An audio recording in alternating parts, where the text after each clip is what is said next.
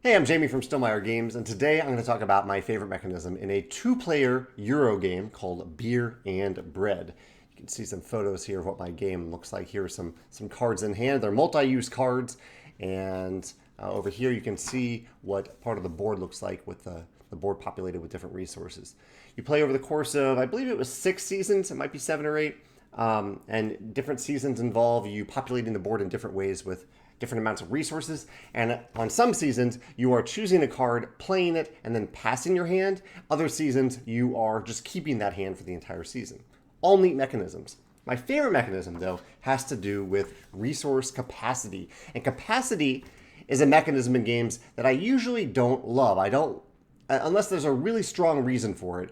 I generally don't like when games say you can only hold this many things, unless that's part of the puzzle of the game, or if there's a really good reason for that in the design. In this case, you have like a little hut where you can hold 9 different resources. There are ways to expand that capacity during the game, but the hook here, I think this is a great hook in Beer and Bread, is that if you overfill your resource hut, the excess resources go to the other player. So right now I have, right here in this photo, I have a full hut. I have 9 resources here. So if I were to gain 2 resources on my turn, I would have to give 2 resources to the other player. And I hope I can recall this correctly. I believe that I can switch out resources that I already have. But I might have that wrong. Either way, my opponent ends up with 2 resources if they can hold those resources. So there is a constant desire to be completing these cards. One of the uses for these cards is to pay the resources on the card so that you can clear out this resource space to make room for when your opponent inevitably overfills and has too many resources.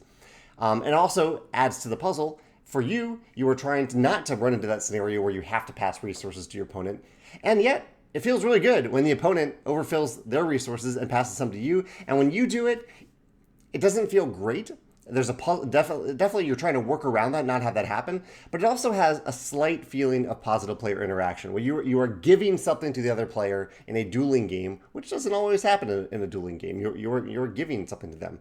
Also, I really like a 2-player game where you're building something. We aren't really fighting in this game. We're trying to just build the better thing. And in the process, we are actually sharing our resources due to this capacity rule.